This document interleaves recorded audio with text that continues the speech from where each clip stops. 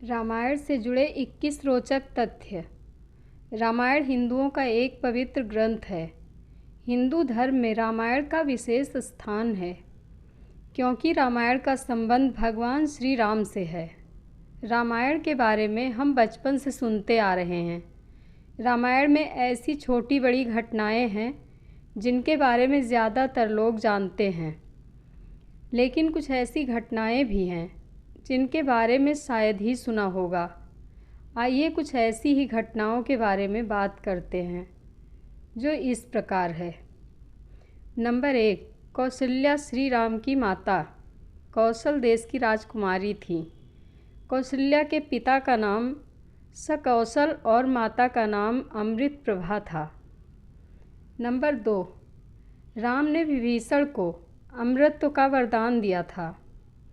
भगवान श्री राम के बारे में कहा जाता है कि उन्हें लंका में धर्म और सत्य के प्रचार की जिम्मेदारी दी गई थी और उन्हें अमरता का वरदान भी दिया गया था।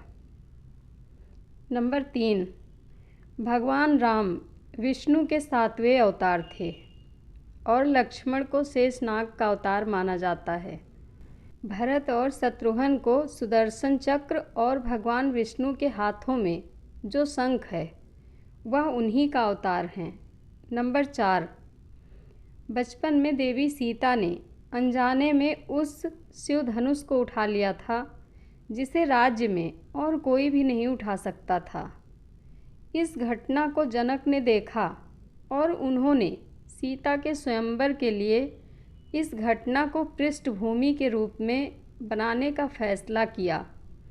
नंबर 5, एक बार रावण कैलाश पर्वत पर भगवान शिव के दर्शन करने गया।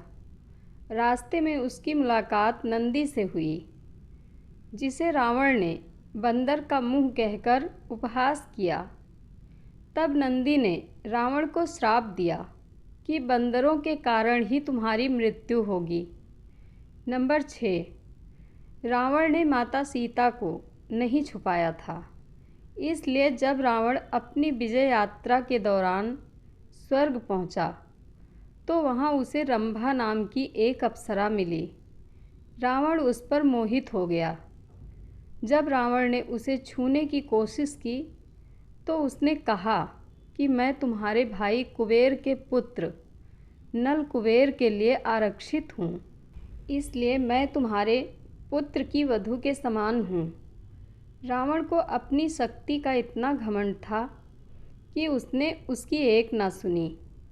यह बात जब नल कुबेर को पता चली तो उन्होंने रावण को श्राप दिया कि आज के बाद यदि कभी भी किसी महिला को उसकी इच्छा के विरुद्ध स्पर्श करेगा तो उसके माथे के 100 टुकड़े हो जाएंगे। नंबर 7, रावण की बहन शूर्पणखा ने स्वयं रावण को श्राप दिया कि उसका प्रलय नष्ट हो जाए। शूर्पणखा के पति राक्षस राजा कालकेय के सेनापति थे, जिनका विश्व विजय अभियान के दौरान रावण ने वध कर दिया था। नंबर 8, राम सेतु को बनाने में कुल 5 दिन का समय लगा था। यह पुल 100 योजन लंबा और 10 योजन चौड़ा था। 1 योजन लगभग 13 किलोमीटर के बराबर होता है। नंबर 9, वनवास के दौरान श्री राम ने कंबद नामक राक्षस का वध किया था। उन्होंने राम से कहा कि उन्हें सुग्रीव से मित्रता करनी चाहिए। नंबर 10, जब रावण विश्व विजय करने निकला तो उसका अयोध्या के राजा अनरण्य से युद्ध हुआ, जिसमें रावण विजयी हुआ था।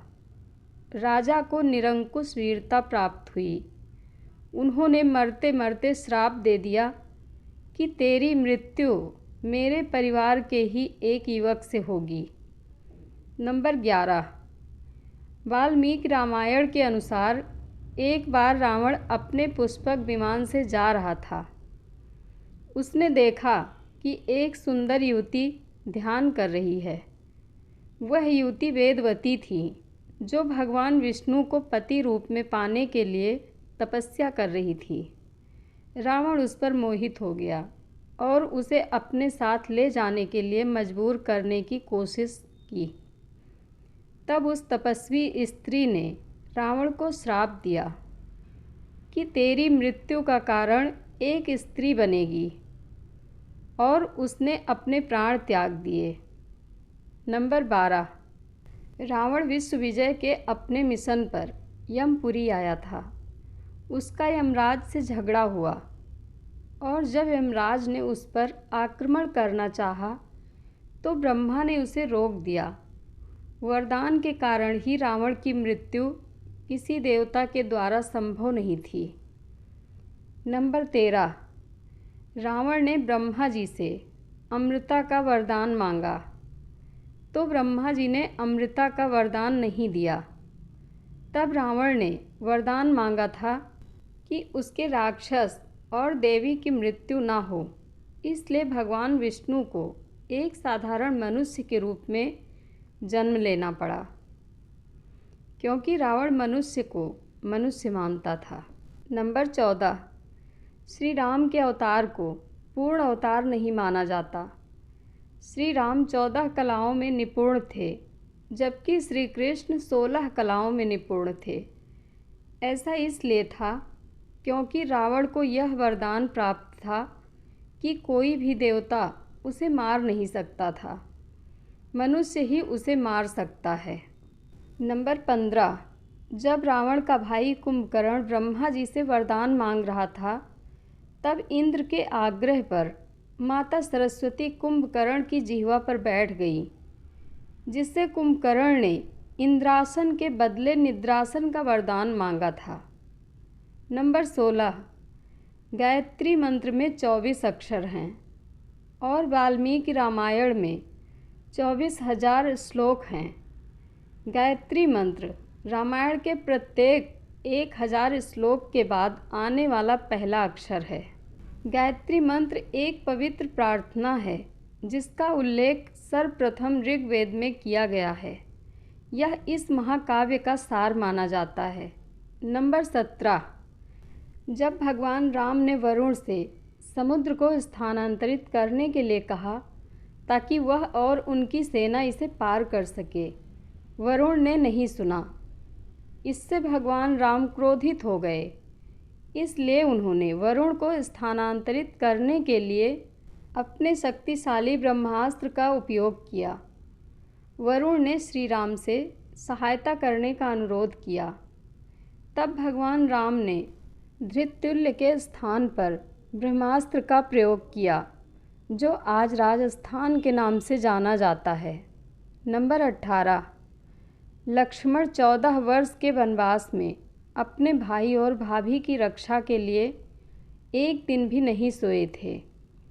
वनवास की पहली रात में जब राम और सीता सो रहे थे, निद्रा देवी लक्ष्मण को दिखाई दी और लक्ष्मण ने उन्हें आशीर्वाद देने के लिए कहा ताकि उन्हें कभी नींद ना आए।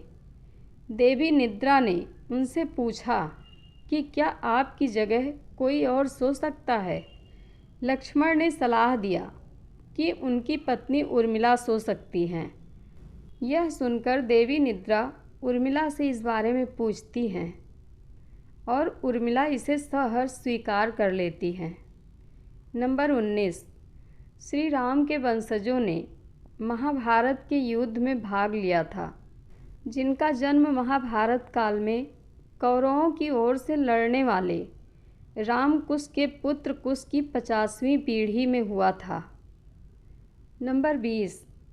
भगवान श्री राम ने ही सबसे पहले अपने 14 वर्ष के वनवास के दौरान भारत की सभी जातियों और संप्रदायों को एक सूत्र में बांधने का कार्य किया था।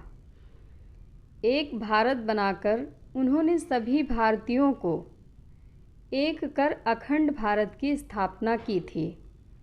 भारतीय राज्य तमिलनाडु, महाराष्ट्र, आंध्र प्रदेश, मध्य प्रदेश, केरल, कर्नाटक सहित Nepal, Laos, Kampuchea, Malaysia, Cambodia, Indonesia, Bangladesh, Bhutan, Sri Lanka, Bali, Java, Sumatra और थाईलैंड आदि लोक संस्कृतियों और ग्रंथ आज भी इसलिए जीवित हैं।